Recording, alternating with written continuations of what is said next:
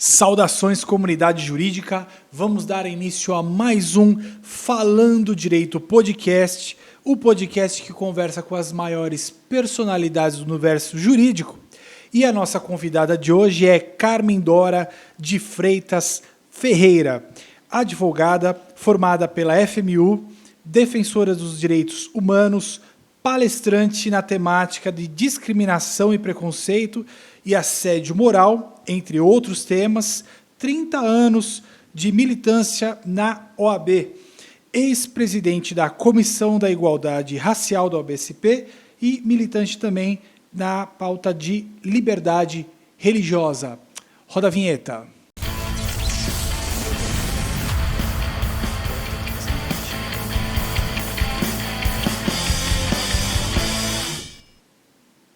Doutora Carmen Dora, primeiramente eu tenho que lhe agradecer por ter aceitado o nosso convite de vir aqui no Falando Direito, que é um podcast que tem esse objetivo de conversar com as pessoas, de conhecer um pouquinho sobre a trajetória de vida, e eu já lhe conhecia, sabia que tinha uma trajetória de vida muito grande dentro da advocacia, dentro da militância dos direitos humanos, e dentro da ordem também, e eu estava ansioso por poder trazer aqui para a gente poder conversar um pouco sobre esses temas.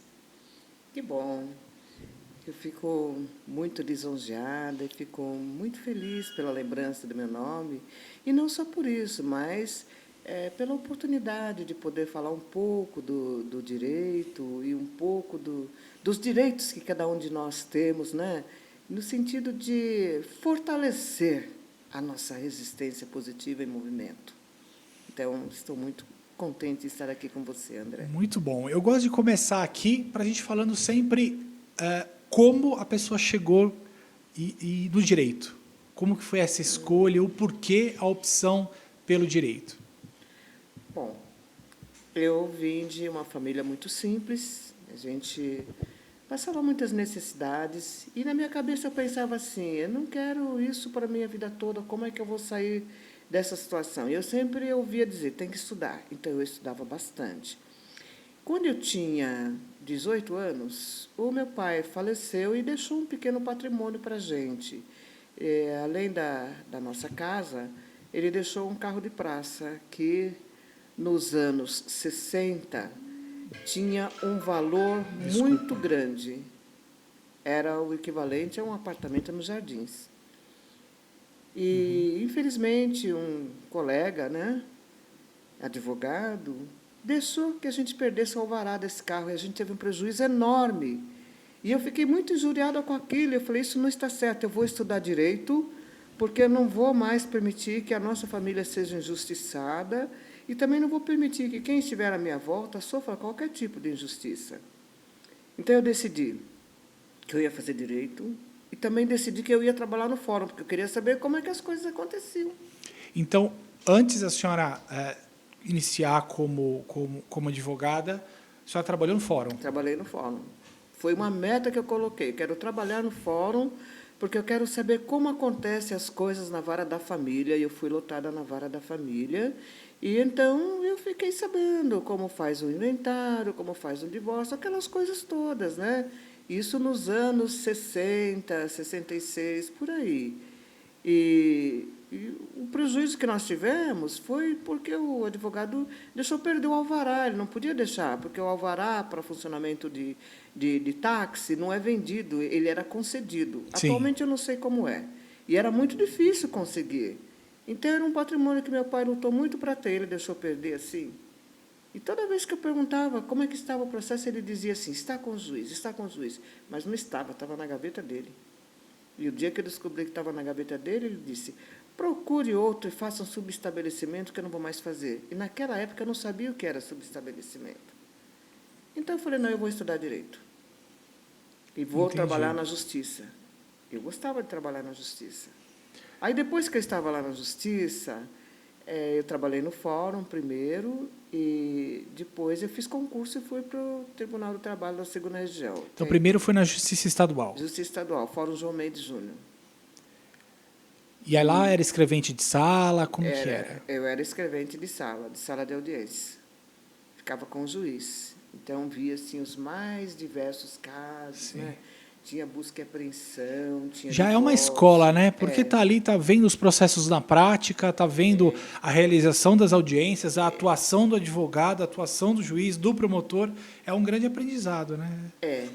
é um estágio que não tem preço, Imagino. porque a aplicação do direito não é mera aplicação da lei. Vai muito de bom senso, dos princípios gerais do direito, que você tem que estar atento. O aplicador da lei, ele precisa estar atento aos usos e costumes dos lugares, porque, às vezes, uma determinada lei não vai ser bem aplicada numa determinada comunidade por conta dos valores que aquela comunidade tem.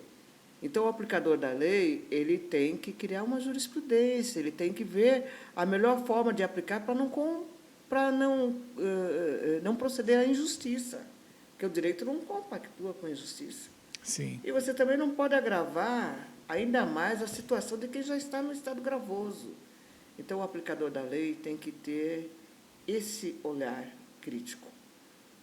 Então, não adianta só aplicar a lei, tem que ver também os princípios gerais do direito para melhor adequar a cada situação em caso concreto. Exatamente, fazer a subsunção de acordo com, né, até porque o direito é vivo, não é frio ali, né? Então, Não, por isso que tem essa questão da interpretação, né? ele é cíclico, cada caso é um caso, né?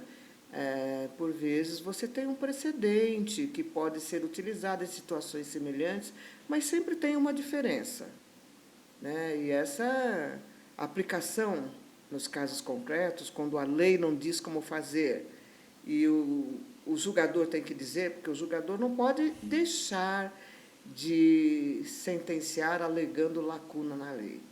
Se a lei tem uma lacuna, ele tem que criar uma saída, Exatamente. que é o que nós chamamos de jurisprudência, né? Sim, sim. Decisão dos juízes e dos tribunais reiteradamente. Sim. Então, o direito é maravilhoso, porque, na medida em que ele aprecia cada caso concreto e forma a jurisprudência, isso serve de incentivo para que o cidadão tenha consciência de que o direito dele é passível de ser observado, de ser indenizado. As condutas são passíveis de mudanças, né? Porque, na medida em que uma determinada conduta é caracterizada como crime, não se vai perpetuar nisso, é uma tendência de mudança. Então, o direito é maravilhoso. Então, nesse período que a senhora trabalhou lá no fórum como escrivã de sala e também no cartório ou não? Ou era escrivã mesmo? Também no cartório. No começo eu fiquei no cartório, aí depois a secretária de audiências exonerou e o juiz pediu para que eu trabalhasse lá, porque eu tinha anteriormente trabalhado no eleitoral, o Tribunal Eleitoral tinha me requisitado, que era a época da eleição, e por coincidência o juiz da vara, que era a nona da família, doutor Mário André Doria, eu me lembro do nome dele, ele era também juiz da nona da família. E então eu tive a oportunidade de trabalhar junto com ele e aprender muito. Veja que depois do doutor Mário André Doria, o juiz titular era o desembargador Luiz de Macedo. E naquela época eu fazia a faculdade de serviço social. E num dos trabalhos que eu fiz era para falar sobre divórcio. O doutor Luiz de Macedo deu uma entrevista, que ainda hoje tem essa entrevista guardada, parece que foi hoje que ele deu a entrevista. Ele tinha uma sabedoria assim, ímpar, então eu assim, fui muito privilegiada de trabalhar com autoridades que gostavam do que faziam, que estavam sempre preocupadas não só com a aplicação da lei, mas em proporcionar a efetividade do princípio da dignidade humana. Porque a dignidade humana é um conjunto de coisas. É o ar que você respira, é o lugar onde você mora, a roupa que você usa, a comida que você tem, o direito de frequentar a escola, de frequentar qualquer lugar público, né? de ter a sua satisfação interior observada. Tudo isso faz parte da dignidade humana. Sim. E a senhora ficou quanto tempo ficou lá na Justiça Estadual? 6 anos. 6 anos. E aí foi para a Federal. Aí eu prestei concurso público de provas e títulos, e fui para o Tribunal do Trabalho. E lá eu fiquei 24 anos. 24 anos de Justiça Federal. E lá no Tribunal do Trabalho, eu entrei no cargo de auxiliar judiciário, que era o equivalente ao escrevente do fórum. Eu não gostava da denominação do cargo. Auxiliar parecia que era uma coisa assim meio estranha, né? Porque eu era escrevente. Aí eu queria passar para técnico judiciário. O técnico atualmente é o analista judiciário. Mas aí tinha que ser bacharel em Direito. Entendi. Direito, Ciências Contábeis, Administração ou Economia. Eu era bacharel em Serviço Social. Então, eu fui fazer a faculdade de Direito. E era um concurso interno. Mas era uma loucura, porque saía no Diário Oficial a lista dos reprovados. E a diferença salarial era boa, porque era nível superior. Então, no concurso que eu passei, o Diário Oficial veio muito grosso, porque era muita gente, com aquelas letrinhas pequenas. Agora, imagina eu olhando aquela relação para não achar o meu nome.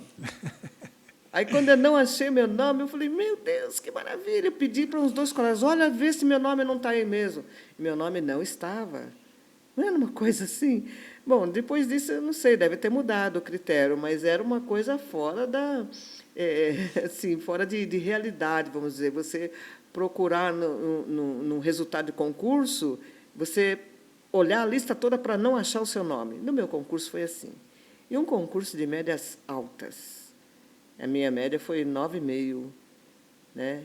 E a média de aprovação era 7. Mas quem tirou 7 não teve chance, porque foi um concurso de médias altas.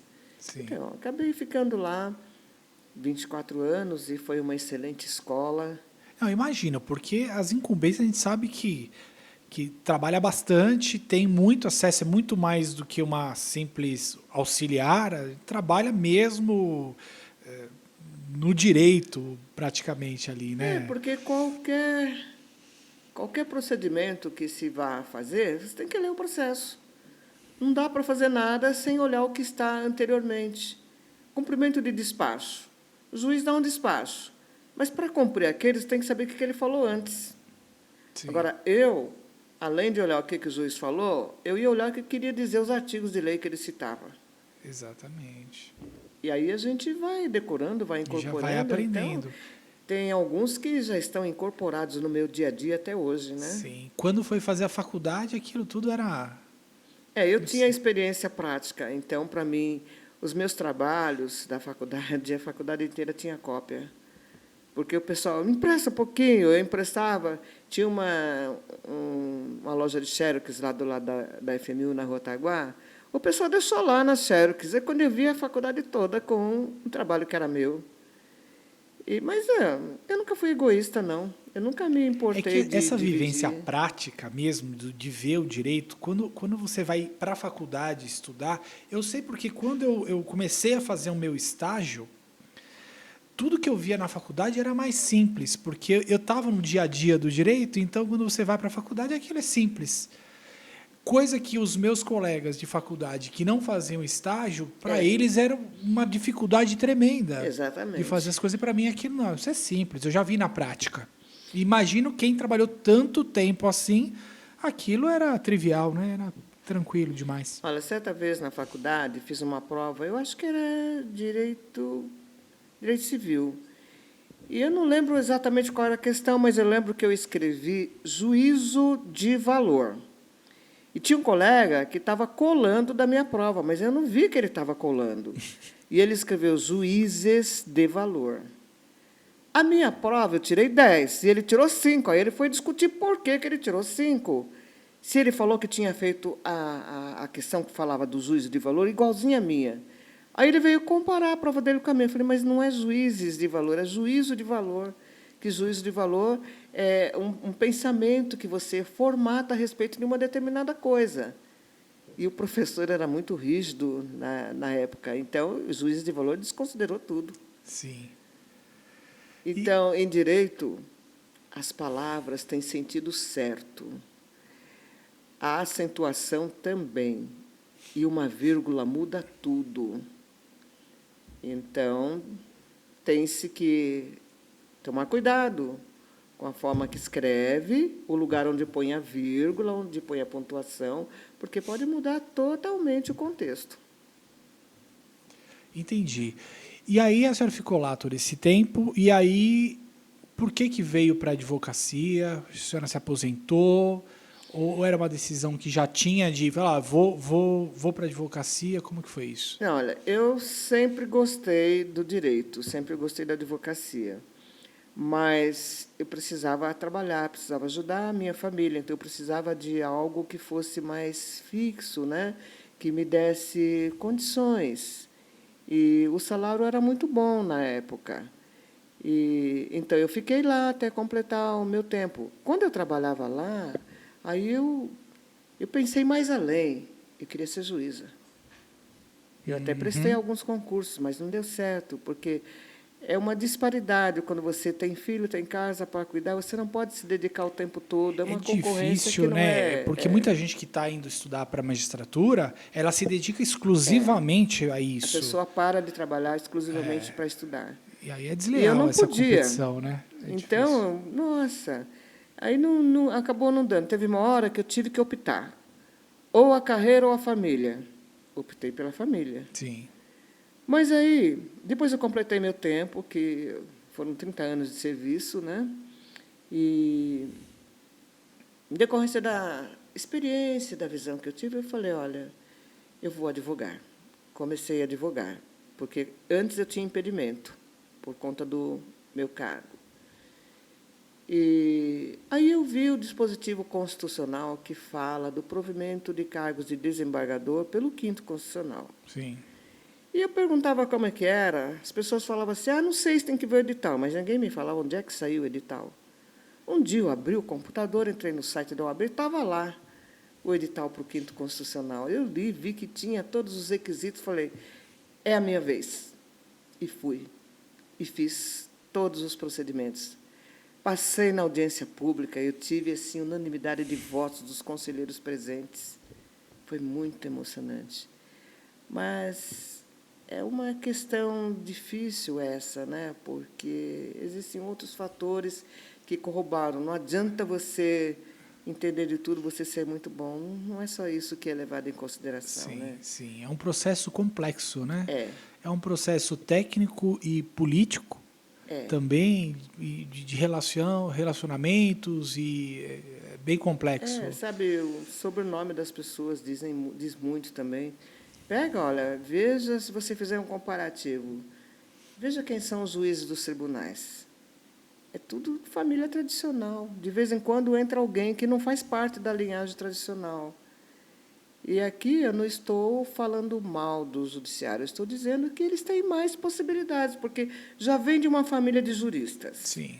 de advogados, de juízes, de desembargadores. Fica tudo muito mais fácil, porque a pessoa já tem uma escola que está ali no dia a dia. Agora, alguém que vem assim de uma situação mais simplória, já começa pela dificuldade de você conseguir comprar todos os livros, que nem sempre é possível. Então, a gente tinha que fazer muita pesquisa na biblioteca, às vezes conseguir livros emprestados é diferente. Então, não dá para falar que a competição é igual. A competição não é igual. É muito desigual. É muito desigual. E aí a senhora foi para a advocacia depois Mas eu, olha, desse ainda tempo. entrei na lista sexta. Não, excelente. Já é uma grande vitória, É. porque é muito uma competição muito grande, né, com relação ao 5º. Por ser a primeira vez que eu prestei, ter conseguido figurar na lista sexta é realmente uma vitória muito grande e histórica. E levando em consideração também que eu sou uma mulher negra, né? Então, eu me considero vitoriosa. Eu acho que foi assim um precedente muito interessante e de incentivo, no sentido de que nós podemos. Sim. Você tem que ter força de vontade e ir em frente. E não desistir.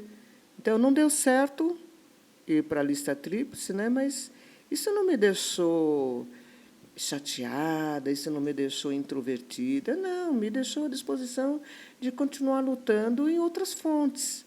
Sim. Então, eu sou defensora da dignidade humana, dos direitos e garantias individuais e coletivos, porque tem um princípio bíblico que diz assim: meu povo sofre porque lhe falta conhecimento.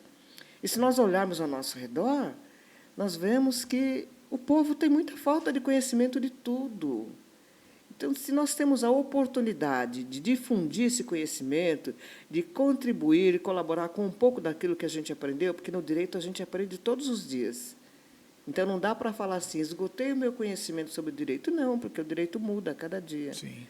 Então, é muito gratificante a gente poder partilhar de um pouco do que nós aprendemos com as pessoas que têm sede de saber e que não têm oportunidade, e também de sermos agraciados de poder conversar com pessoas que têm muito a contribuir, que têm muito a transmitir para nós. Eu acho que sou uma pessoa abençoada por Deus por ter conhecido autoridades comprometidas e que não eram egoístas e que faziam questão de aplicar a primazia da realidade, os princípios gerais do direito e a lei.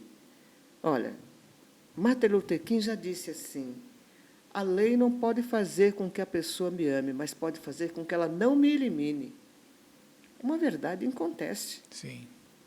Porque o legislador, ele, quando faz a edição de uma lei, ele coloca elementos mínimos para a sobrevivência em sociedade. Mas isso não impede que outros princípios, que outros fatores mais benéficos se integrem à legislação para dar uma sociedade mais real, mais digna, mais real. E quando eu falo até de sociedade real, eu entro um pouco aqui na questão da discriminação e preconceito. As pessoas não gostam de falar sobre esse assunto. E quando você toca, já vem vocês falando com essa choradeira, é mimimi. Não, não é mimimi. A Constituição Federal, no artigo 5º, diz que todos são iguais perante a lei, sem distinção de qualquer natureza. E, na realidade, nós vemos que existe muita diferença. Então, nós temos uma igualdade formal, mas não real. Nós teremos uma igualdade real no dia em que negros e negras, japoneses, as pessoas mais velhas, mais novas, tiverem a mesma oportunidade. E, atualmente, não é assim. E, na questão da sociedade negra, é a que sofre mais. E isso tudo resquício de uma abolição inacabada. Então, veja as violências que acontecem, né? A crueldade que acontece. São todos seres humanos. E, como seres humanos, todos deveríamos ser respeitados. Cada um deve ser respeitado do jeito que é, porque a Constituição não faz distinção. No preâmbulo dela, na abertura, ela é expressa de que os constituintes reunidos e sob a proteção de Deus promulgam aquela Constituição e eles têm como valores supremos, eles nominam quais são os valores supremos e diz que a discriminação e preconceito não faz parte. Então, a nossa Constituição faz coro ao ordenamento divino. Seja lá qual for a fé que você professa, você crê que um mundo melhor é possível, que todos temos que nos ajudar, que somos todos irmãos. Só que, para um grande número de pessoas, isso não é uma realidade. E, principalmente nos dias atuais, em que tudo está tão difícil e que ficou muito mais agravado por essa pandemia que afetou as pessoas sobremaneira. Uhum. E quando foi que aconteceu essa oportunidade do quinto? Que ano foi? Olha, acho que faz uns 10 anos. 10 anos. Na época, eu não me importo de falar a minha idade. Na época, eu tinha 60 anos. Uhum. E só podia concorrer até 65 anos. A minha lista ficou parada há 5 anos. Quando ela foi votada, eu já ia fazer 65. Ah, entendi. Mas aí entraram outros fatores, né, que me deixaram fora da lista. E, depois disso, eu falei, bom, aí já estava dando prazo, eu queria fazer alguma coisa, queria dar minha contribuição para o tribunal, não queria entrar lá só por entrar. Sim. Porque tenho certeza que eu faria decisões diferenciadas, criaria jurisprudências que modificariam para melhor a vida de todos, pela experiência que eu aprendi, pelo que diz a lei, pela primazia da realidade. Então, eu queria ter feito essa diferença. Mas eu faço isso em outras frentes, porque eu fui presidente da Comissão da Igualdade Racial da OAB São Paulo, e, nessa condição, eu fazia um trabalho conjunto, não era um trabalho seccionado, era um trabalho de integração, porque ser tratado igual é isso, é você integrar, não é privilegiar um em detrimento do outro, não se trata de privilégio. No caso da sociedade negra, é fazer valer o princípio da isonomia, é dar a mesma oportunidade que o grupo dominante sempre teve, e que esse grupo foi segregado, porque negros e negros, eles nasceram livres e foram tornados escravos, e nunca aceitaram essa situação. Sempre se rebelaram, porque a liberdade é o bem mais supremo que o ser humano tem na vida. E, então, é por isso que nós temos várias ações afirmativas para a inserção, para que esse povo secularmente excluído possa alcançar o mesmo ponto de partida que os outros imigrantes sempre obtiveram. Sim. Então, eu tenho trabalho nessa linha, nessa oportunidade. Eu tenho a oportunidade de... Eu fui palestrante da OAB, fiz parte do caderno de palestrantes da OAB. Nós vamos falar sobre isso, mas eu gosto de fazer uma linha do tempo. Ah, sim. Então, eu queria, antes da gente partir para a sua história dentro da ordem e a sua história dentro da advocacia, quero que a senhora me contasse alguma história que a senhora presenciou ali, como serventuária pública, serventuária de cartório, lá como escrivã, alguma coisa que a senhora presenciou ali que lhe marcou na memória. Olha, foram muitas situações, mas tem duas que ficaram vivas na minha memória. Sim. Uma delas, o reclamante chegou, uma pessoa toda retalhada, com um lado do corpo que parecia uma queimadura daquelas muito sérias, todo retalhado, cego de um olho, o rosto deformado, o braço, um lado do corpo totalmente deformado. E, quando começou a instrução, aquela pessoa, eu não lembro mais o nome do reclamante, nem da empresa, porque faz muito tempo, faz mais de 30 anos, mas ficou na memória. Ele trabalhava como empilhadeira numa empresa de bebidas. E, durante o trabalho dele, uma caixa de bebidas explodiu e atingiu o rosto dele, atingiu ele. Então, cortou todo ele ficou todo deformado, e uma daquelas garrafas atingiu o olho, ele ficou cego de um olho. E o juiz, na época, era o doutor Cláudio Henrique Correia, um excelente juiz, assim, ele, não desmerecendo os demais, mas o doutor Cláudio, ele tinha até um curso que preparava muitos juízes, né? Muitos que estão no tribunal agora foram alunos dele. E ele era muito minucioso nas instruções. Ele descreveu como estava a aparência do reclamante, como estava o interior, porque ele falava com muita emoção na voz, aquele reclamante. E a empresa não queria fazer acordo, porque ela dizia que ele não tinha direito à reintegração, que a empresa dispensou ele, mesmo ele estando doente, todo retalhado desta forma, e a convenção coletiva daquele trabalhador dizia que ele tinha estabilidade no emprego. A empresa demitiu. E não queria conversa, não queria fazer acordo, não queria nada. O juiz julgou na hora, procedente, e a empresa recorreu. E, nas razões de recurso, ela escreveu que ele não merecia reintegração porque não houve sequela incapacitante. E aí, alguns anos depois, quando eu estava na segunda instância, por uma dessas coincidências do destino, esse processo caiu com o juiz com quem eu trabalhava, que era o doutor Roberto Carvalho Cardoso, que era um juiz classista, mas era um professor da Getúlio Vargas, e uma pessoa muito comprometida com o direito. Muita coincidência, né? Muita. Porque de tantos milhares e milhares de processos, justamente tantas aquele. varas, cai bem naquela que a senhora está. E aí, quando ele leu aquele processo, ele ficou indignado, aí ele veio conversar. Eu falei, nossa, eu era secretária de audiências quando esse processo foi instruído. Então, a decisão daquele voto foi no sentido de que pretender que ele tivesse sequela incapacitante seria que ele tivesse perdido também o outro olho, porque o corpo dele já estava todo deformado. Ele já estava cego de um olho. Sequela incapacitante, que ele não pudesse fazer mais nada, era ficar cego do outro olho também. E esse voto, o juiz me disse que assim causou uma comoção muito grande na turma, todos ficaram assim com nó na garganta, né? Porque, olha, era a questão da dignidade humana, era muita maldade. E a sentença foi mantida, a sentença de primeiro grau. Então, isso não saiu da minha mente. E também, dentre muitos fatos, um senhor que trabalhava numa empresa de aviação, e eu não lembro também, porque faz tempo, o cargo que ele exercia tinha sido extinto, mas ele tinha estabilidade no emprego. E ele foi demitido, e ele entrou na justiça pedindo reintegração. E a empresa não queria conversar, não queria fazer acordo nem nada, e aquele processo ficou anos, acho que mais de 5. E um belo dia, por volta das 17 horas, chega o reclamante, o seu advogado, a empresa, e o juiz estava lá, porque o juiz ficava até tarde, era o doutor Cláudio também.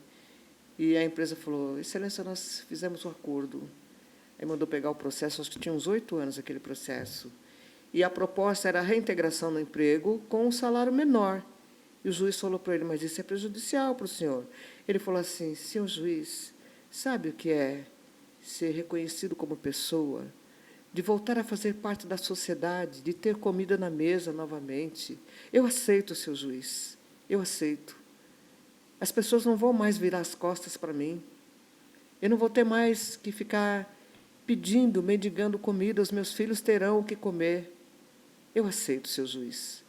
Foi assim uma emoção muito grande, até o juiz ficou emocionado, ele homologou aquele acordo. Está muito, muito gratificante. E eu tive a oportunidade de trabalhar também com a doutora Mauri Mascaro Nascimento, e ele contava uma história de uma audiência que a empresa fazia acordos com propostas muito boas, e o reclamante não aceitava. E o doutor Mauri, muito paciencioso, aí chegou um determinado momento que ele falou assim, mas, afinal, o que o senhor quer? Porque as propostas aqui são muito boas, são muito além daquilo, né, que seria o razoável. O que o senhor quer? Ele disse, excelência, eu quero é casar com essa mulher. E o doutor Mauri, com aquele jeito dele, bonachão, tranquilo, virou para a reclamada, a senhora aceita? Ela disse, sim. Ele falou, então eu homologo. Que ótimo. Então, são histórias de advocacia, né? E eu estava lá, trabalhei com esse juiz e ouvi dele essa história, dentre muitas outras. Então, o direito é fantástico. A gente eu ouvi falar do Amaury Mascaro, eu estudei tanto por ele, né? Mas nunca conheci pessoalmente. É uma coisa até mítica, né? Porque você está ali olhando, lendo os livros dele, e eu estudei muito pelos livros do Dr. Amaury. Ele era uma pessoa assim muito acessível, uma pessoa muito alegre, muito ponderada, uma pessoa que não se irritava. Era o magistrado. Pena que ele morreu tão cedo, né? Entendi. E alguma coisa lá da época do cível aconteceu? Alguma história importante, assim, interessante? Do cível, não consigo cartório, lembrar. alguma coisa engraçada, alguma coisa que a gente inusitada, assim, com relação ao cartório. No cível? No cível. Assim, isso também foi uma... certa vez, um advogado no balcão pediu um processo e ele olhava o processo assim, o processo muito encostado no rosto. E aí o pessoal ficou assim, né, curioso, mas por que ele encosta tanto o processo no rosto? E foram ver por que ele estava comendo uma prova do processo. Meu Deus. Já tinha comido quase tudo. Eu não sei o que era, mas o pessoal conta, não fui eu que vi, tinha outros escreventes, né? Porque chamou a atenção o jeito que ele estava segurando o processo, encostado assim no rosto. Ele comeu a prova do processo. Isso aí eu já ouvi histórias de advocacia, já escutei muitas pessoas contando, né? Isso não é ficção, aconteceu de verdade. Que coisa. Então vamos lá, vamos iniciar então como foi o seu início no trabalhista, na advocacia? Porque saiu do fórum e aí não veio de família tradicional da Não, advocacia. não vim. Bom, eu comecei a advocacia quando desapareceu o meu impedimento. Eu trabalhei 30 anos. Sim, Então, eu me aposentei por tempo de serviço. Foi antes da reforma da Previdência. sim, Aí, me aposentando, sempre alguém pedia para fazer alguma coisa na área do direito. Como eu tinha impedimento, eu sempre passava para um colega, sim. porque eu não podia, né? Mas aí desapareceu o impedimento. Então, eu falei, agora vamos advogar. Tudo que eu precisava era de uma sala e de uma mesa. Então, eu tinha uma sala e tinha uma mesa. Então, o meu escritório não é o escritório rico, não é o escritório chique, é um escritório que acolhe. Então, às vezes eu me pergunto, nossa, parece que o meu escritório é de psicologia, porque as pessoas chegam tão arrasadas, né? E eu entendo perfeitamente porque elas estão arrasadas, diante das histórias, das inúmeras histórias que a gente já ouviu, dos fatos concretos, né, que são narrados. Olha, uma vez, tinha uma empresária, ela tinha uma lanchonete na rua do meu escritório. E o dono do meu prédio foi tomar um lanche e ela estava dizendo que tinha um problema com as funcionárias, que tinha uma funcionária grávida que pediu demissão e que tinha uma outra que tinha abandonado o emprego. E ela queria um bom advogado. Aí o administrador falou que conhecia alguém, me indicou. Aí essa senhora veio falar comigo, eu analisei o caso e falei, olha, funcionária grávida de 7 meses não pede demissão. Então já está errado. Abandono de emprego. Você mandou carta chamando ela para voltar? Não adianta fazer publicação em jornal, porque você não sabe que jornal que a pessoa vai ler. Não, eu não fiz. Aí ela falou assim para mim, eu falei para ela, você tem testemunha? Ela, não, não tem, mas você fabrica uma. Eu falei, eu não fabrico testemunha. E eu não mudo a realidade dos fatos. Bom, aí eu fui fazer as diligências e precisava trazer os dissídios coletivos e eu falei para ela que ela precisava adiantar as despesas. Isso foi numa sexta-feira. Na segunda-feira ela falou assim, não quero mais você como minha advogada e devolve meu dinheiro. Eu falei assim, olha, eu não tenho dinheiro no escritório, não tenho mesmo, né? E no primeiro momento eu falei assim, olha, te devolvo, te dou um cheque. Cheque? Eu te paguei em dinheiro, você vai devolver em cheque? Falei, bom, então você vem aqui amanhã que eu vejo isso, porque eu não fico com dinheiro no escritório. Mas depois eu pensei, não, desaforo, eu fiz uma consulta, ela tomou mais de 3 horas do meu tempo, eu fui na justiça, vi, não vou devolver nada. Aí ela falou assim para mim, antes de ir embora, você não passe na frente do meu estabelecimento. Tá bom. Aí eu não fui. Aí ela ligou e falou, você não veio aqui? Eu falei, olha, eu sou uma pessoa muito obediente. Você disse para eu não passar na porta do seu estabelecimento. Então, eu não fui, porque eu não ia te desobedecer. Essa mulher veio furiosa. Eu acho que ela estava no prédio. Aí bateu na minha porta, que parecia que a porta ia para o chão. Quando eu abri, ela veio para me agredir. Eu segurei o braço dela no ar. Aí a faxineira estava limpando o corredor e falou, não fala assim com a doutora. Ela falou, você cala a boca que você não é ninguém. Falei, você não fala assim com ela. Aí os meus vizinhos de escritório, escutando ela gritar, né, aquela mulher lá, eles vieram tudo em meu auxílio. Eu estava falando ao telefone. Aí eu peguei o telefone e falei para a minha amiga que estava no telefone, chama a polícia para mim. Aí chamaram a polícia. Quando os policiais chegaram, falaram assim, mas de novo essa mulher? Ela já tinha dado problema e, por coincidência, tinha sido a mesma guarnição que atendeu. E já conheciam ela. Aí ela falou assim que eu tinha pego o documento dela, que eu tinha rasgado, que estava no lixo. Eu falei que eu não tinha pegado nada. Eu falei, você pode virar o lixo se você quiser, pois, e depois você limpa. Aí ela virou o lixo, não tinha nada, porque não tinha pego nada. Aí ela falou assim, mas eu liguei e fui pôr a mão no meu fax, naquela época tinha fax. Você não põe a mão em nada. Você não põe a mão em nada aqui no meu escritório. Aí o policial falou para ela, ela não pode pôr a mão em nada. Porque ela não me tratou bem. Eu falei, sabe de uma coisa? Reclama para o presidente da OAB. Mas não faz só isso, não, vai para a imprensa também. Aí a polícia falou para ela, faz isso que a doutora está falando.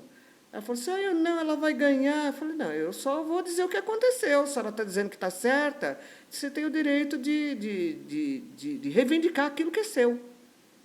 E, no final das contas, a polícia falou para ela que era melhor ela ir embora, porque ela não tinha razão.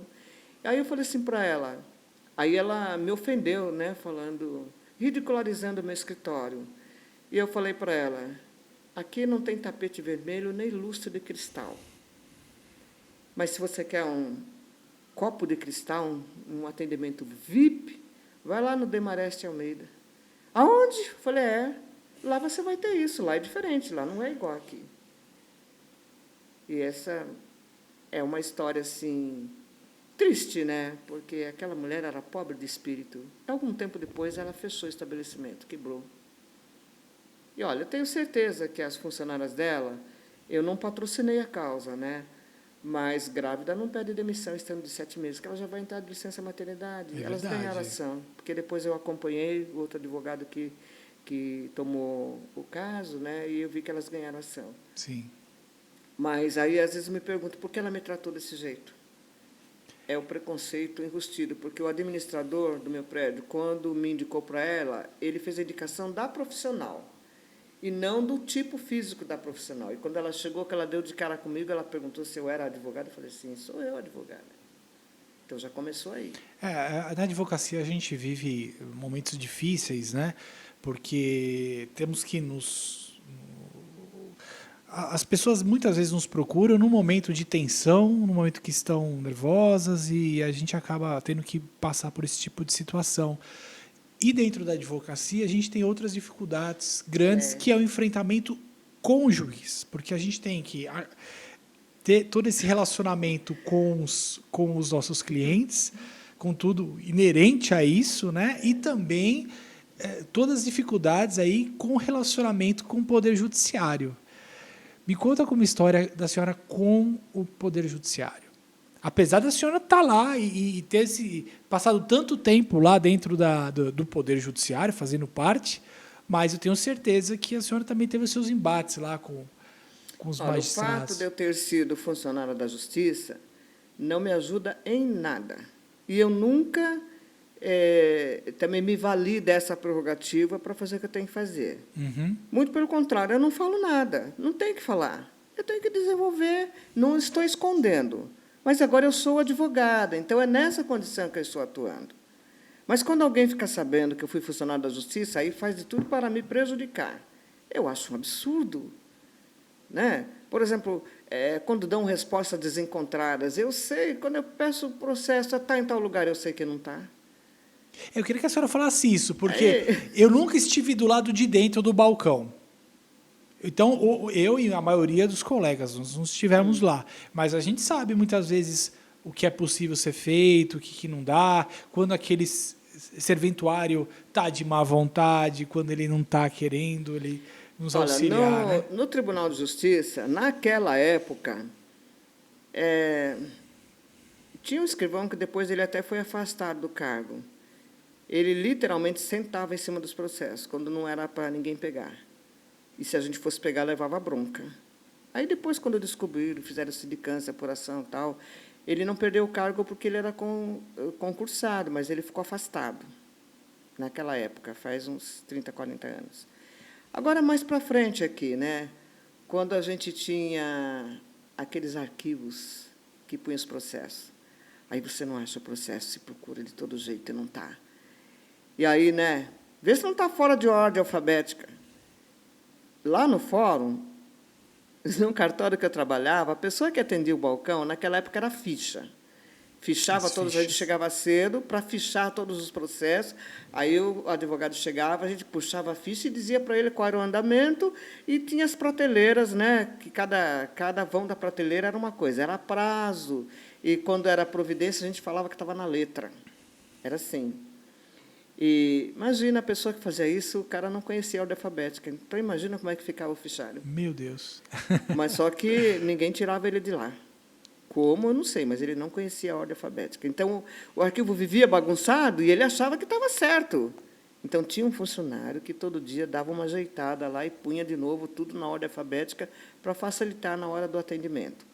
Agora, então, no fórum, os processos ficavam assim, em prateleiras. Quando não achava, tinha que olhar, será que não está no lugar errado, não está na letra errada? Eu olhava na letra errada, de trás para frente, e às vezes achava. Na Justiça do Trabalho, aqueles arquivos que ficavam super abarrotados e que você quase nem conseguia abrir. Aí você não acha de jeito nenhum. Dá uma olhada se não caiu atrás do armário. A gente puxava a gaveta, assim, e tinha que ter muito cuidado para não cair em cima da gente. Às vezes o processo estava enroscado lá atrás. Por isso que você não achava. Quantas vezes eu fui no fórum, aí não achamos o seu processo. Vamos anotar o número aqui, vai ver os seus outros e volta depois. Aí eu ia olhar os outros processos, depois eu voltava naquela hora para ver se tinham localizado o processo. Então, e como era por número, né? Eu, pelo menos, né? Pessoal, a gente olhava se o número não estava invertido. Porque às vezes você não achava porque o número estava invertido. 1988, estava no 1898. Então, a gente sempre olhava isso também, né? E, às vezes, a anotação, quando estava muito difícil de achar, vê se não está na NOT. NOT era notificação, era muita notificação, porque era tudo manual naquela época, não tinha nem máquina elétrica. Eu sou da época que as máquinas eram a Hamilton, Rand e a Olivetti Letera elétrica, mas muito tempo depois. Agora é computador, agora fica tudo mais fácil, né? Então, mas o ser humano é falível. E como tem um excesso muito grande de trabalho, existe a possibilidade de erro, sim, porque ninguém fazia de propósito. É na pressa, querer fazer tudo rapidamente. Não, né? E era uma confusão, né? Aquele monte de processo, era normal que sumisse um processo, porque aqueles cartórios lotados, aquelas pilhas, os serventuários saindo carregando. Agora vai fazer expedição de mandado. Pegava aquele bolo, né? Monte, levava para uma mesa. Era normal, não tinha como não extraviar, não arquivar no lugar errado. É difícil. Podia acontecer, mas a gente sempre acabava encontrando. Demorava um pouco, mas acabava encontrando, né? E eu me lembro de uma história também, eu não lembro mais quem era o magistrado. Aquele processo ficou muito tempo perdido, estava na casa dele, atrás de um móvel lá que caiu. Caiu o processo lá e esqueceu. Faz muito tempo isso, eu não lembro mais quem era, mas eu lembro que ele comentou isso. Agora, pode acontecer, né? Pode acontecer, você põe lá, não é o normal. Por isso que, se a gente tem o trabalho em casa, você tem que ter um local só para isso, para evitar que ocorram infortúnios que possam trazer muito desgaste. Porque se você tem um lugar só para deixar o seu trabalho, só para deixar os seus processos, e ninguém mexe, só você, vai estar lá. Apesar que agora acabou, né? Agora... É uma nova realidade, um novo mundo aí para a advocacia. Também possibilitou agora os serventuários trabalharem de casa, porque é tudo digital. Isso foi muito positivo. Imagine um tempo de pandemia na época dos processos físicos. Nossa, não ia dar. Teria sido um caos, né? Total. A justiça teria simplesmente parado. E ela, de uma certa forma, não parou durante a pandemia. Ela continuou, né? Isso teve... porque a operação da justiça tem que ter uma continuidade, né? Sim. Porque o direito então ele tem que ser exercitado. Todo aquele que tem o direito e não exerce no tempo certo, acaba perdendo, né? Sim. O direito não socorre aos que dormem. Exatamente. E, às vezes, a pessoa dormiu não porque ela quis dormir. Isso falou no sentido figurado. Sim. Que muitas pessoas estão nos ouvindo, então, quando você diz o direito não socorre aos que dormem, a pessoa pode pensar, mas ele fica dormindo? Não, não é isso. É deixar de exercer o seu direito no momento certo. Então, toda vez que você tem um direito, você tem que brigar por ele, você tem que postular, que se você não falar nada, você perde. Exatamente. Isso aí, tecnicamente, a gente chama de preclusão. Preclusão. Vamos lá. Aí, eu queria que a gente falasse um pouquinho sobre a questão da ordem dos advogados. A senhora teve 30 anos de militância dentro da ordem, e antes de falar especificamente sobre as comissões que a senhora presidiu, queria que a senhora falasse sobre o papel da ordem, em sentido amplo, em sentido de suporte à advocacia. Como a senhora vê essa questão da ordem como a entidade que protege o advogado, que fiscaliza a atividade do advogado também e que dá o suporte para a gente poder exercer a nossa profissão? Ordem dos Advogados do Brasil. OAB.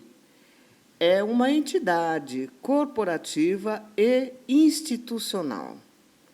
Corporativa, porque ela é uma entidade que defende os direitos dos seus associados, que são os advogados. Ela é institucional, porque ela é a guardiã da Constituição e do ordenamento jurídico. A toda vez que a Constituição Federal, que a Constituição e o ordenamento jurídico estão ameaçados, a Ordem dos Advogados entra para defender esse direito. E aí é a função institucional que ela tem. A cada vez que a sociedade está sofrendo uma arbitrariedade, um abuso muito grave, a Ordem dos Advogados entra, independente de procuração, mas para defender a dignidade humana, o direito do cidadão. É o papel institucional da Ordem dos Advogados do Brasil. A cada vez que um dos seus associados, um advogado, está sofrendo uma violação de prerrogativa, por exemplo, entra a Ordem dos Advogados. A valoração, o respeito à prerrogativa, não é um privilégio do advogado, mas é uma garantia do cidadão. Porque se o advogado for cerceado no seu direito de livre manifestação e de exercer o direito, o cidadão vai ser prejudicado. Sim. Então, se é preceito constitucional que o advogado é indispensável na administração da justiça, que sem advogado não se faz justiça, temos que fazer valer esses direitos. Porque o cidadão comum, olha, a lei diz que ninguém pode alegar ignorância, que todos são obrigados a conhecer a lei. Mas as pessoas conhecem a lei assim, sabem que isso é proibido, aquilo é proibido e tal, mas a letra da lei não é todo cidadão que conhece. O advogado conhece porque ele estudou para isso. Sim. Então, diante da letra da lei, ele vai agir diante do caso concreto. E aí, para defender o direito do seu cidadão, ele vai aplicar a lei, os princípios gerais do direito, a primazia da realidade e as outras leis inferiores à Constituição. Inferiores significa assim, por exemplo, nós temos a Constituição Federal. De repente, você pode achar uma justificativa na Constituição Estadual, nas convenções coletivas, em leis específicas. Não há proibição de que elas venham integrar o ordenamento jurídico para fundamentar a sua tese. Agora, a lei maior que regula o país é a Constituição Federal. Então, a partir dela, vêm as outras. E nenhuma afronta ou lesão de direito deixará de ser apreciado. Isso é preceito constitucional. Está lá no artigo 5º, no inciso 34 e no 35 da Constituição. Entendi. E esse papel mais da ordem dos advogados, de preparar o advogado para a advocacia? Porque a faculdade, doutora, é a faculdade de Direito. Ela não é a faculdade de advocacia. E o que acontece? Que eu sinto que, muitas vezes, o jovem advogado ele não conhece, por exemplo, as prerrogativas. Por quê? Porque nós não aprendemos prerrogativas na faculdade de Direito. A OAB não teria essa função, ao seu ver, de, muito mais do que defender as prerrogativas, mas também ensinar prerrogativas aos advogados? Na faculdade, a gente tem uma noção genérica do que sejam as prerrogativas, de que seja o direito, do que seja tudo. Então, a faculdade não é suficiente para formar um bom profissional. O profissional tem que estar sempre atento, precisa ler, ficar atento aos nossos colegas mais antigos, né, mais experientes, absorver aquilo que eles têm para passar para nós. Agora, a ordem ela tem várias comissões temáticas. Cada comissão é um braço da direção, porque o presidente sozinho fica meio difícil ele gerenciar tudo. Sim. Então, existem as comissões. E cada comissão ela tem um papel preponderante no sentido de dar um suporte maior àquele tema. Então, as comissões fazem eventos, fazem cursos. Quando eu fui presidente da Igualdade Racial, nós discutíamos vários assuntos, não só assuntos de discriminação e preconceito, mas também de assédios, de violência contra a mulher. Fazemos eventos conjuntos com a Comissão da Mulher, com a Comissão de Direito e Liberdade Religiosa, com a Comissão... Comissão da Mulher, eu falei. Eu sei que eram várias comissões na época. E a gente sempre escolhia tema que era polêmico, ou alguma coisa que as pessoas estavam discutindo e não entendia direito o que era, ou era algo novo que estava aparecendo.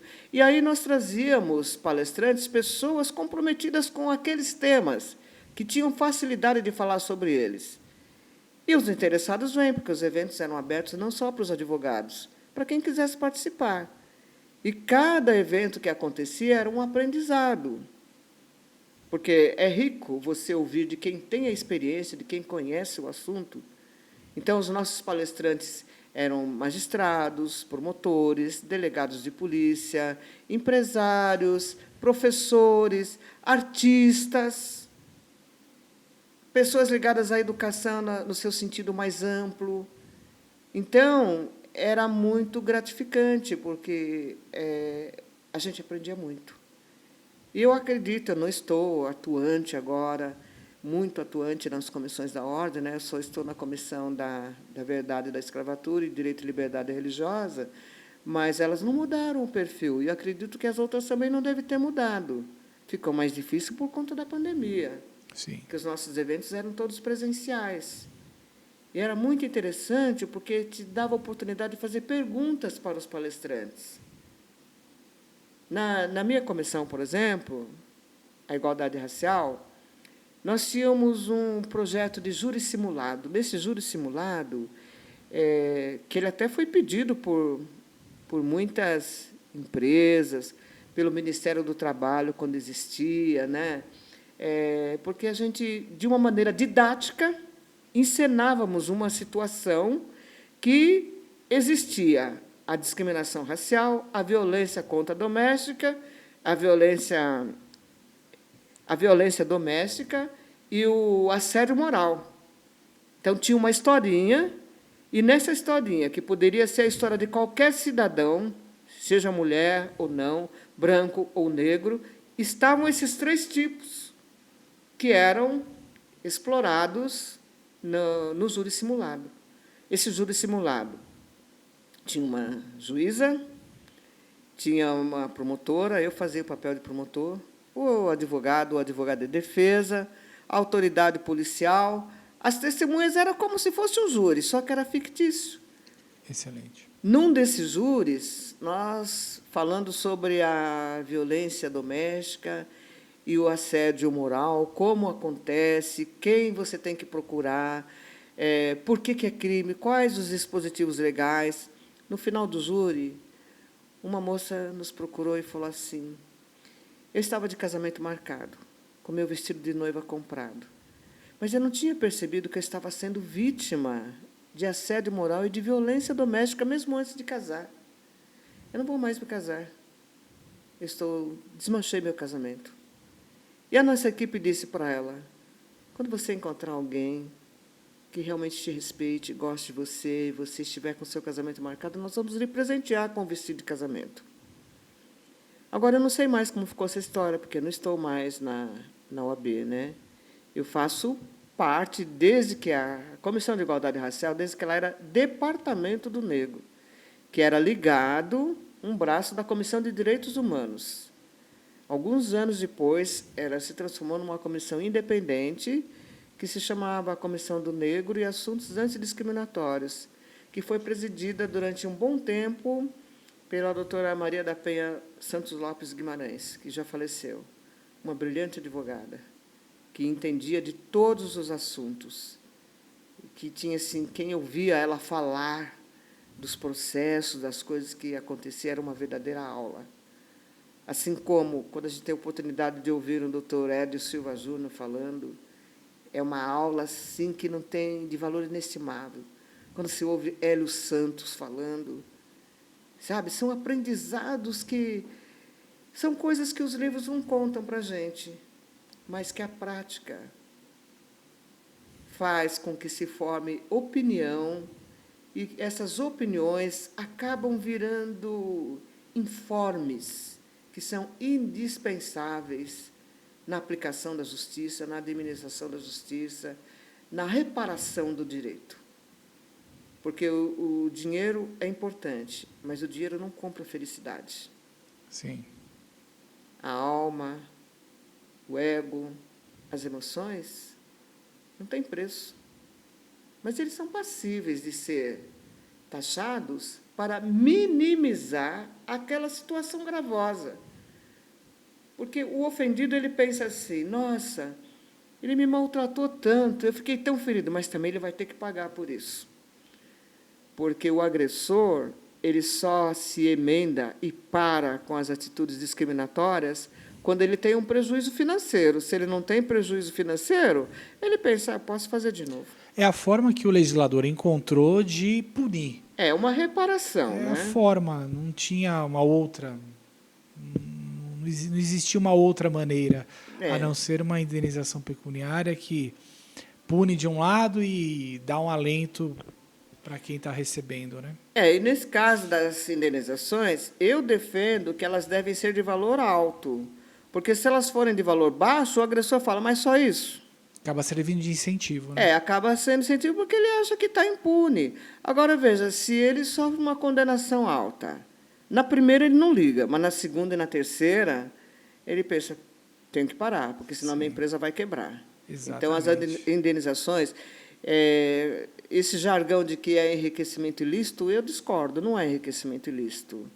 Porque só consegue avaliar a dor quem passou por ela. Exatamente. Porque quem não passou por ela não consegue avaliar a profundidade do mal que essas lesões provocam, seja em decorrência de assédio, de discriminação, de violência doméstica. E cabe a nós, advogados, lutarmos no judiciário porque para evitar essa coisa do mero de sabor. Sim. É mero de sabor porque não foi com você. Sim. Não foi com a sua família, com a sua mãe, porque se fosse, não seria mero de sabor. E a gente vê muitas decisões, Mero claro, desconforto. Que a gente vê que foi uma situação grave e que o judiciário acaba acolhendo como um mero de sabor e injustamente, equivocadamente. E a gente precisa... Até porque, você veja, a autoridade, um juiz, ele dificilmente vai ser vítima de uma discriminação ou de um assédio. Pela própria postura dele. Onde ele chega, todo mundo sabe que é uma autoridade. Pode não saber se é um juiz ou não. Assim como nós, advogados, né? O pessoal olha para nós e eles falam assim, você é advogado, né? Eu pergunto, quando falam isso para mim, por quê? Você tem jeito de advogado. Como é que é jeito de advogado? Eu sempre pergunto. Então, é uma coisa assim, imanente, né? É natural. Então, a autoridade, quando ela chega, ela não vai ser vítima de discriminação e de preconceito. Porque a própria forma de se portar, de falar, de andar, de vestir, já dá a conotação de que é alguém que não é, do mesmo métier, vamos dizer. Uhum. É alguém que está acima. Mas, mesmo assim, de vez em quando, você encontra uns atrevidos aí que não querem nem saber, ofende mesmo e acha que vai ficar tudo certo. É verdade. É a certeza da impunidade, mas essa certeza de impunidade não é absoluta. Como que a senhora está enxergando hoje a bandeira da causa do negro? Há muito tempo já se fala nisso, já se trabalha. Como que a senhora vê a evolução disso? Em que patamar nós estamos hoje? Eu vejo que tivemos avanços, mas ainda temos muito que conquistar, que avançar, porque, como eu disse anteriormente, nós ainda não temos uma igualdade real, temos apenas uma igualdade formal. E, por conta disso, nós precisamos de políticas de ação afirmativa, como cotas, por exemplo, né? Que muita gente fala que é discriminação ao contrário. Não é discriminação ao contrário. Cotas são ações reparatórias para você trazer aquelas pessoas secularmente excluídas para o mesmo patamar onde estão aquelas que tiveram acesso ao estudo, que tiveram terras, que tiveram salário, que tiveram indenizações e que foi negado a um grupo da população. no caso, as pessoas negras, né? E essas discriminações que acontecem, tudo isso são resquícios da escravidão, porque os assediadores, os discriminadores, se acham acima de tudo e de todos, se acham acima da lei, e eles não estão acima da lei. E eu posso falar isto com muita propriedade, porque eu me considero uma pessoa que rompeu a barreira da exclusão em termos, porque muito ainda tem que ser rompido. Eu fui assim muito maltratada por um juiz numa audiência, e o cidadão fez isso, eu tenho certeza, e as pessoas que presenciaram o fato, porque a sala de audiência ficou lotada, todos disseram que é porque eu sou mulher e sou negra. E aquele juiz não gosta de mulher, muito menos de mulher negra, ele me avaliou por baixo. Ele achou... o que ele quis passar para mim era o seguinte: aqui não é o seu lugar, você não tem competência, vai fazer outra coisa. Porque o preconceituoso, quando ele discrimina, é isso que ele quer fazer. Ele quer que a pessoa se sinta um nada, que ela é menos, porque o preconceito exclui, julga as pessoas de forma depreciativa, exclui oportunidades de trabalho, torna a pessoa invisível, né? E o ordenamento jurídico não compactou com isso. A senhora não concorda que hoje esse tipo de gente que tem esse tipo de atitude, ela é repudiada pela sociedade? Porque é algo tão absurdo, tão medieval, tão antigo, tão ultrapassado, e que a sociedade hoje já enxerga que essa pessoa, ela é repugnante. A senhora acha que é uma exceção ainda na sociedade? Pessoas com esse tipo de postura? Porque a pessoa dessa, eu tenho certeza que todos que estavam ali numa sala de audiência, todos a condenaram. Ninguém concordou com aquilo e todos acharam aquela atitude repugnante, né? Olha, naquele dia foi horrível. Eu me senti muito mal. Tudo que eu queria, eu falava, eu não queria estar aqui. Mas eu não tinha outra alternativa. E eu precisava me posicionar. Porque se eu não me posicionasse, eu sairia daquela audiência de cabeça baixa, eu nunca mais ia fazer nada, nem advogar, porque ele queria que eu me sentisse um nada. O discriminador, o objetivo dele é fazer isso, com que a pessoa se sinta um nada, que ela se ache menos importante, que ela se sinta assim, incapaz de fazer qualquer coisa. Isso é o objetivo do discriminador. Mas aí, como eu vi que aquele juiz estava passando dos limites, eu procurei ficar calma, né? Porque, numa discussão, quanto mais acalorada a pessoa fica, menos razão ela tem. Então, você tem que ficar calmo.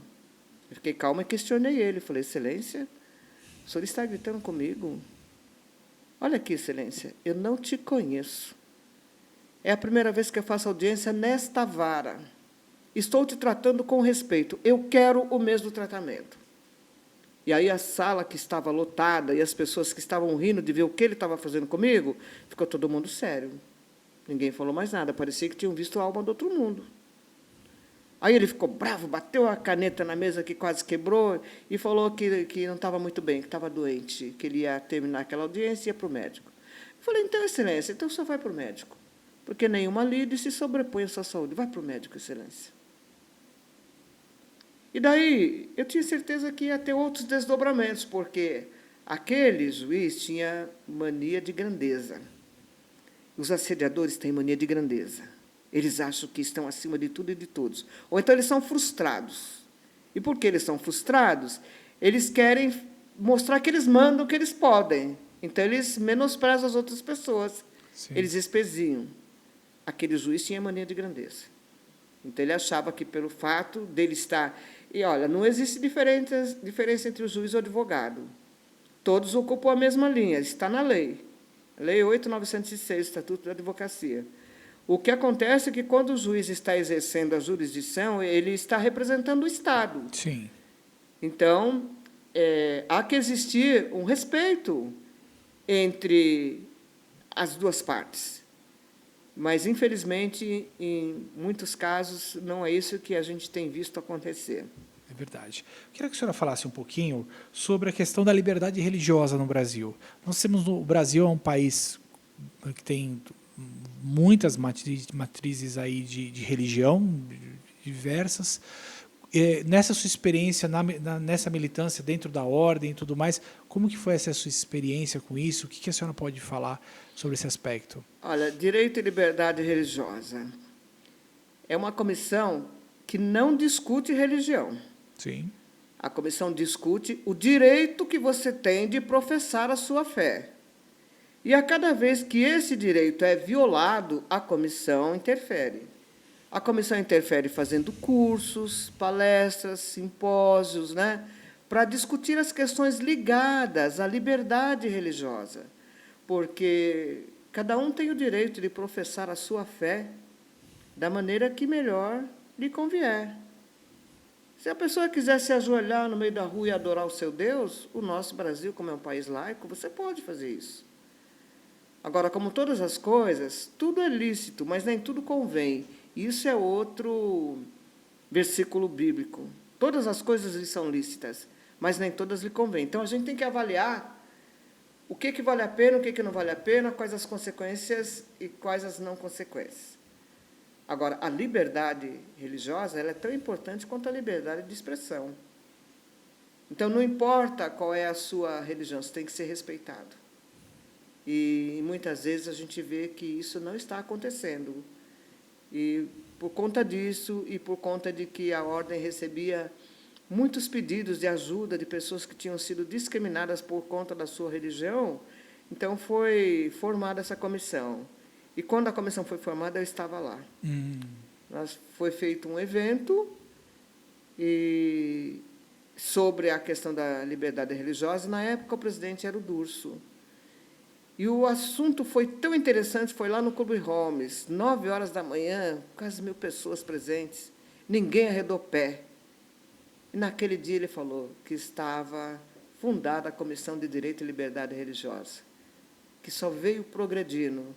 Teve como presidente a doutora Damares, que agora é deputada estadual, uma defensora assim da liberdade religiosa, com um conteúdo magnífico.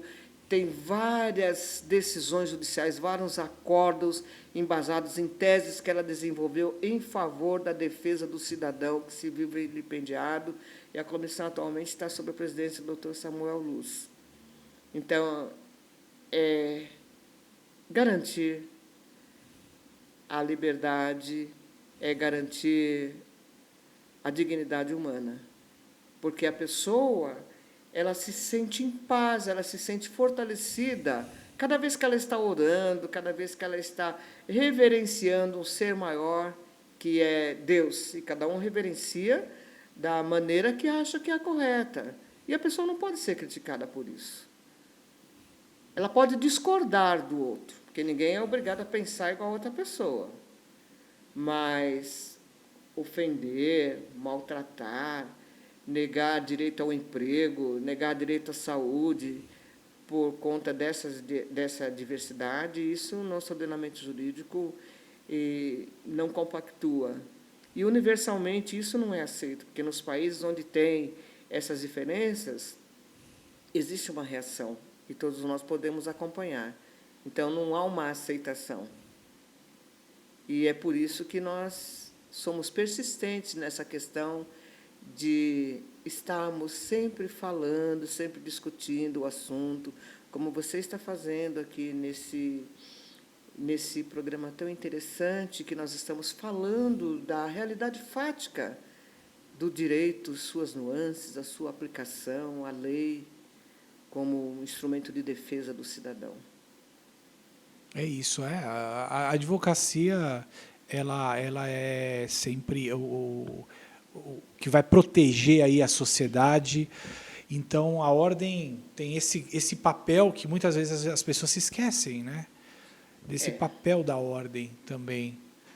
Ordem dos Advogados do Brasil, instituição corporativa e institucional. Isso não poderia nunca ser esquecido.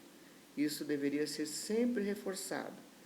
Quando o cidadão não sabe aonde ir, quando ele está desesperado, ele procura a Ordem dos Advogados. E a Ordem dos Advogados sempre vai ter uma resposta. Se não for com ela, ela vai dizer com quem é. E a ordem tem parceiros, o Ministério Público, que é o titular da ação penal. O Ministério Público, ele não precisa de autorização para entrar com o procedimento. Ele entra porque ele é o fiscal da lei. Ele é o defensor também dos direitos e garantias individuais. Então, o Ministério Público e a OAB, eles têm um papel muito preponderante na defesa do cidadão. E o nosso Estado democrático de direito, essas duas instituições estão atentas. E nós, como cidadãos, também. Sim. Temos que ficar vigilantes, Sim. sempre. O preço Doutora da Carmen. liberdade é a eterna É vigilância. eterna vigilância. Você falou em vigilância, eu me lembrei. É O preço da verdade. liberdade é a eterna vigilância. Doutora Carmen Dora, eu sempre acompanhei a sua carreira, né, desde que eu me tornei advogado. Já vi a senhora cantando uma vez na nossa gestão aí na subseção de Santana. A senhora veio com o coral, foi super bonito, foi um dia realmente especial. Como que está o coral? A senhora ainda faz parte? Sim, o coral está maravilhoso. Eu fui a primeira advogada que integrou o coral, porque quase 20 anos. Quando o coral surgiu, eram os funcionários da CASP que queriam que a CASP tivesse um coral. E a CASP não era ainda nesse prédio onde é agora, era um lugar pequeno. Depois que expandiu, que ficou muito grande, eles não conseguiam mais ensaiar. Então, o maestro falou assim, eu detesto ensaiar coral vazio. Abriu para os advogados. Eu falei para ele, abre para os advogados. Ele falou assim, mas os advogados não vêm. Eu falei, vem sim. Põe o ensaio aí 6h30. O pessoal sai do fórum e vem para o ensaio. Então, quando abriu a chamada, vieram 200 advogados. Aí, desses 200, depois, com o tempo, ficaram 70 que frequentavam com a habitualidade. E, no transcurso desses anos, eu estou lá. Mudou de maestro, agora o maestro é o José Antunes da Silva Filho, o maestro Antunes, né? Nós temos mais ou menos 40 pessoas que frequentam com habitualidade, com regularidade. E o direito e a música se completam. Para mim, eles são as minhas paixões. E o coral está muito bem, a CASP sempre nos dá apoio, todas as datas marcantes, eles pedem para que a gente faça alguma apresentação. E agora, por ocasião do Dia da Advocacia, Dia do Advogado, nós fizemos uma live, né, com a música Vá Penseiro, que é muito bonita e ficou muito legal. A CASP tem esse vídeo, ela pode disponibilizar. E, como a música é a nossa paixão, nós tínhamos também uma banda, a Big Band da UAB.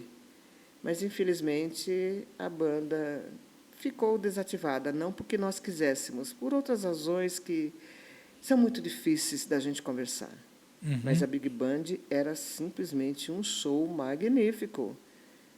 Sabe, nós éramos 8 back vocais, e mais ou menos, acho que eram 20 músicos, né? Tinha trompete, saques altos, saques baixos, tinha o teclado, né?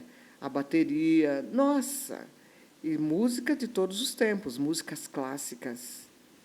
Então, Ray Conniff, Tim Maia, era o nosso repertório, era muito legal. Maravilhoso. Muito Não, isso legal. precisa voltar, né? Então, Precisa. com certeza. Precisa. E isso elevava o nome da ordem, porque onde a Big Band estava, onde o coral está, nós estamos representando a Ordem dos Advogados do Brasil, Seccional São Paulo. E as pessoas ficavam maravilhadas. Sabe, falavam para nós, olha, eu estou me sentindo nas nuvens, cada vez que a Big Band se apresentava, cada vez que o coral se apresenta. E o nosso objetivo é esse, levar alegria. E todos nós somos apaixonados pela música. Então, nós unimos o útil ao agradável, unimos o direito à música, que é a nossa paixão. Muito bem.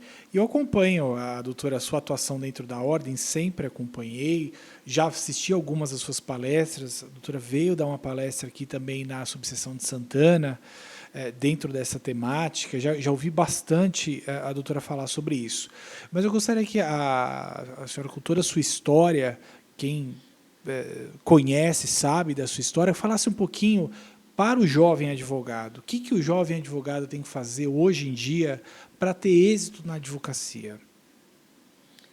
Olha, você, colega, jovem advogado, estude. Faça tudo como se fosse para você. Faça o melhor. Faça um trabalho de excelência. Você vai gostar. Você é capaz. Você pode. Nós podemos. Se você tiver dúvida, converse com os colegas mais experientes. Busque a informação nos livros. Mas os livros não têm toda a resposta que a gente precisa. O direito não é mera aplicação da lei. Ele é muito de bom senso também. E de observância daquele fim a que ele se destina, que é o fim social da lei. Artigo 5º da Lei de Introdução ao Direito Brasileiro e, salvo engano, 4º do Código do Processo Civil. Na aplicação da lei, o juiz levará em consideração o fim social a que ela se destina e as exigências do bem comum. E no no Código de Ética da OAB, o artigo 4º, que fala como é que é? Eu esqueci exatamente como está lá. Mas é assim, que o advogado, o exercício do direito é para mitigar as diferenças, para se obter um fim comum que seja proveitoso para todos. Não está escrito desse jeito, mas é esse o sentido. Eu não consegui decorar, não é que eu não consegui decorar, eu acho que eu fiquei um pouco emocionada, eu não consigo falar direitinho, mas eu sempre ponho nas minhas petições, porque o direito é uma forma de mitigar as diferenças para a obtenção de um objetivo mais social e mais benéfico a todos. É isso que quer dizer esse artigo, o 4º do Estatuto da Advocacia. Da mesma forma que o princípio da isonomia, o sentido dele, tratar diferentemente os iguais na medida em que se desigualam. O que é isso? Isso significa que, se você pegar o seu José, que mora no sítio lá longe, né, que ele ainda usa carroça, que ele anda a pé, e você pegar o cidadão que mora aqui no jardim, você não pode aplicar o mesmo entendimento para os dois. Sim. Que não vai dar certo. O que mora aqui nos jardins tem muito mais informação, tem muito mais experiência, tem muito mais condições. O que mora lá na roça, ele não sabe nem falar o português direito. Não é porque ele não quer, porque ele não tem contato com outras pessoas. Então, na aplicação da lei, o juiz tem que levar em consideração essa diferença que existe entre as partes. Tem que levar em consideração o lugar onde a pessoa mora, quais são os costumes daquele lugar, quais são os usos e os costumes. Ultimamente, nós falamos muito dos indígenas. Eles têm a sua origem, eles têm os seus rituais, eles têm a sua forma de ser. Então, não dá para aplicar para eles, da mesma forma, o ordenamento jurídico em determinadas situações. Tudo tem que ser analisado. E sob a ótica do fim social da lei, sempre. Sim. Porque, se não for sobre essa ótica, não haverá justiça. Será uma justiça injusta, como dizia Rui Barbosa. Justiça injusta, outra não é, senão manifesta injustiça. Perfeito, eu amo essa frase. Doutora Carmen Dora, a senhora é uma grande personalidade que nós temos aí do direito e é uma pessoa que é inspiração. Sempre foi a minha inspiração e eu tenho certeza que inspira também muita gente. E hoje as pessoas te conheceram um pouquinho mais da sua vida, da sua carreira, conheciam muito da sua militância, das suas pautas, de todos esses ensinamentos que a doutora colocava aí nas suas palestras, nas suas explanações, mas hoje conhecemos um outro lado aqui de Carmen Dora, que muita gente não conhecia. Foi um grande prazer recebê-la aqui.